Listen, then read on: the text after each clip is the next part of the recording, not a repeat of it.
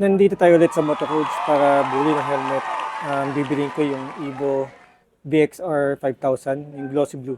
So ayan, Motocoach. So tingnan natin yung helmet.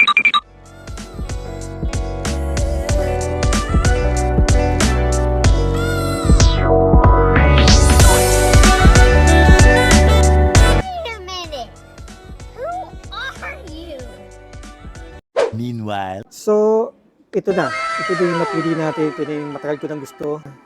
Evo VXR 5000 glossy blue. Ito matagal ko na itong pangarap. Dito ko lang nabili sa Motocoach sa Magulas Branch.